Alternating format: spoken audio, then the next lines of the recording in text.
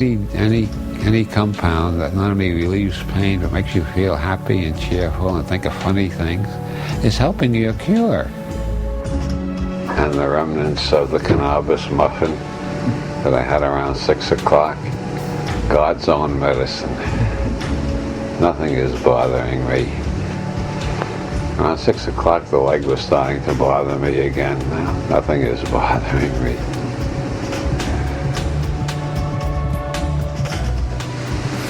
Most of today I spent on the couch listening to the Atmospheres channel. That's New Age music. I don't know why. Sometimes I listen to light classical. But today I was in the mood for Atmospheres. I was doing visualizations. Oh yeah? Yeah, I was trying to, as the music was following the rhythm of the music, I had light flowing up through my body trying to cure the pain in the leg. Between that and the muffins, I finally got rid of the pain, but it took a long time. Sometimes it's quicker than others. I think pain is a mistake. If I had been around at the creation, I would have had a lot of helpful suggestions, as Mencken said. And I would have said, we don't need pain. Just put a little neon light on their forehead that lights up and says, see a doctor. And their friend says, hey, your sign is on, go see a doctor. You don't need pain to tell you. I know, seriously, what I'm getting at is I think pain can be abolished. But I don't see any reason why all forms of pain can't be abolished with the proper drugs. And I think the government's attempt to control drug research out of fear that two people may feel too good is the last dying gasp of the dinosaur age. I think we are governed by Tyrannosaurus Rex and velociraptors and types like that.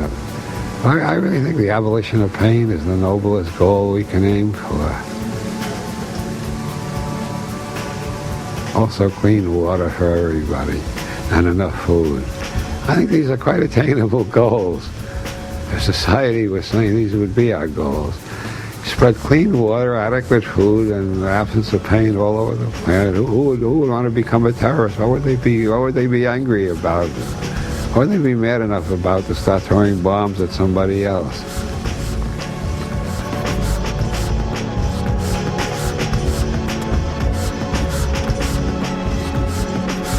What about the I am triangle? It's rather inconspicuous, and I just want to point out how often the eye in the triangle is there. It pops up frequently, and this, of course, is the symbol of the Illuminati, the alleged secret society that controls the whole world, according to a lot of occult theories. And you'll find it on the back of your dollar bill, too. It's great to see all your faces out there, ladies, gentlemen, and narcs.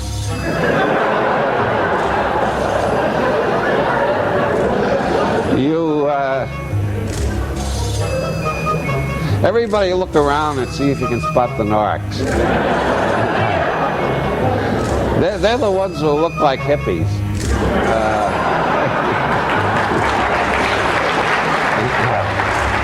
For a person who's an expert in conspiracies, you're probably the least paranoid person I've ever met.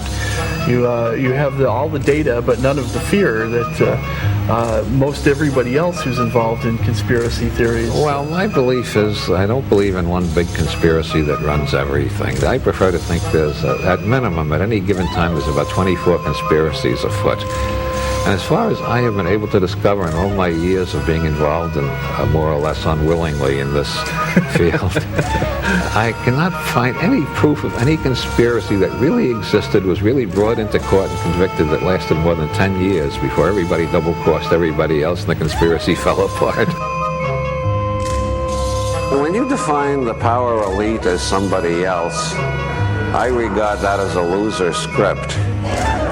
I define the power elite as myself and my friends, and that's a winner script.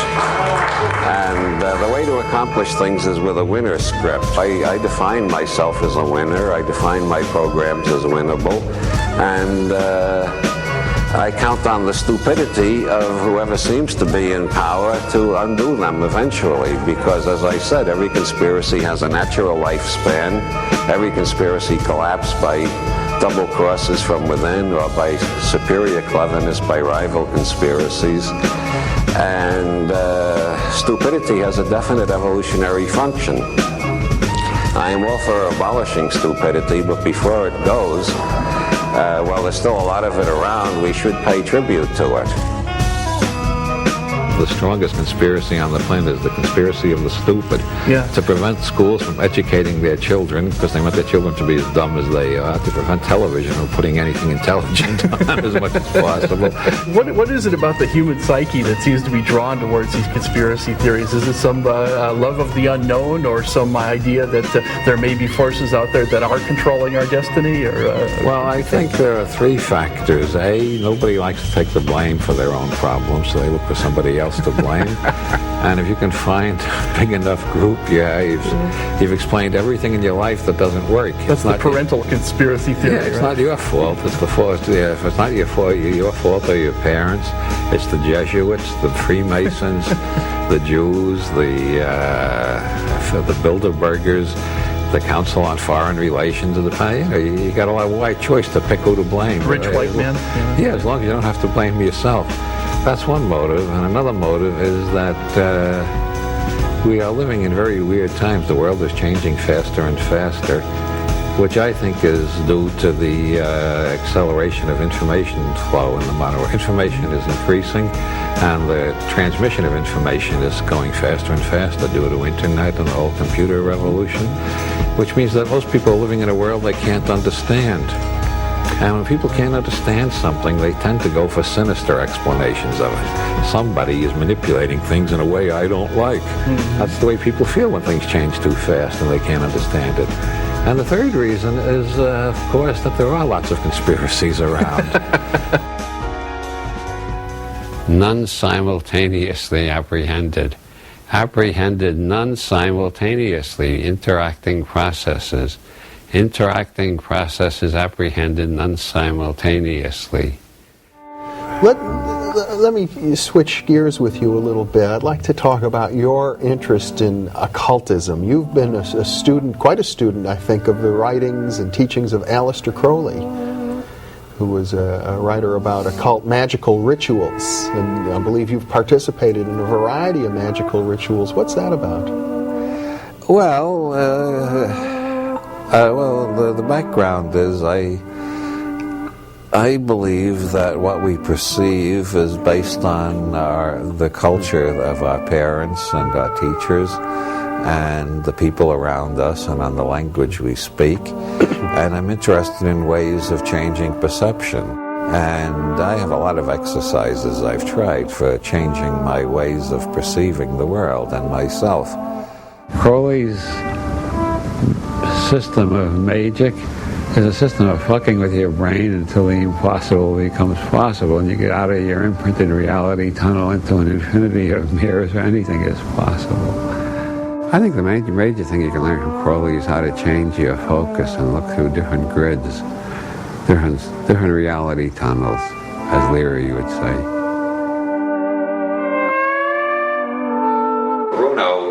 Represents the point in our culture where science and mysticism were allied. They were both attempts to find out what the hell is going on in this universe by experimental method and by trust in the ability of the individual to figure out what the hell is going on just through the method of experiment. And anyway, that's the background is experiments on altering consciousness and perceived reality tunnels. In Bruno's day, it was the three terms were divided up differently. You had science and mysticism on one side and religion on the other side. Science and mysticism were allied in their struggle against religion. Science and mysticism were both based on experience, and they were both based on respect for the individual. The idea of science and mysticism was go out and discover for yourself. Find out what works.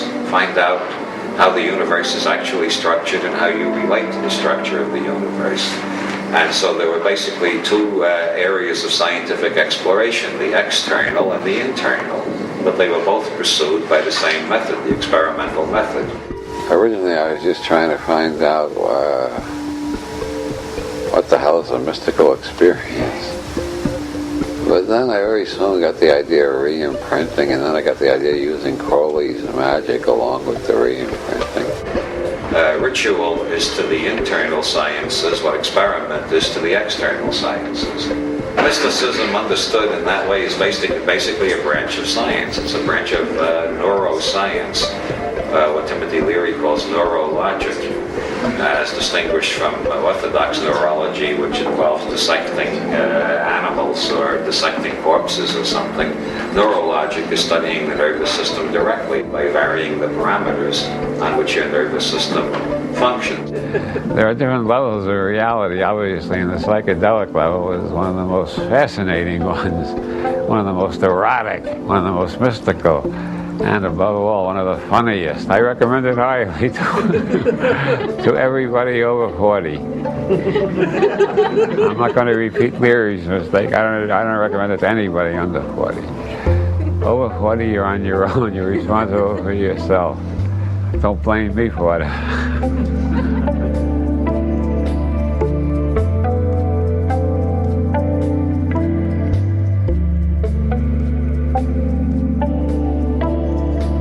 The name Are You Serious comes from directly from Robert Anton Wilson, actually, the book Cosmic Trigger, in which he goes into the serious mysteries. It's also, I mean, one of the great books for just raising your level of clarity and intelligence and psychedelic humor and everything you could possibly want from a book.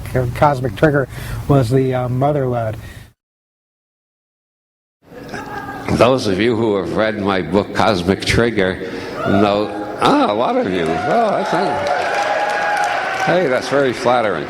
You all know what happened on July 23rd, 1973. That was the day I achieved contact with an extraterrestrial from Sirius, or started hallucinating like mad, depending on which way you want to look at it. I have varied between both theories over the years. But I just found out recently, since I'm a student of synchronicity, this one really struck me. July 23rd, 1973 was also the birthday of Monica Lewinsky. Around 1973, I became convinced for a while that I was receiving messages from outer space. But then a psychic reader told me I was actually channeling an ancient Chinese philosopher, and another psychic reader told me I was channeling a medieval Irish bard. And at that time I started reading neurology, and I decided it was just my right brain talking to my left brain. And then I went to Ireland and I found out it was actually a 6-foot-tall white rabbit. They call it the puka, and the Irish know all about it. So it depends on who I'm talking to, which of these metaphors I use to explain where these weird patterns come from that jump out of the books and take hold of the readers and change their lives. It's not me, it's a 6-foot-tall white rabbit from County Kerry.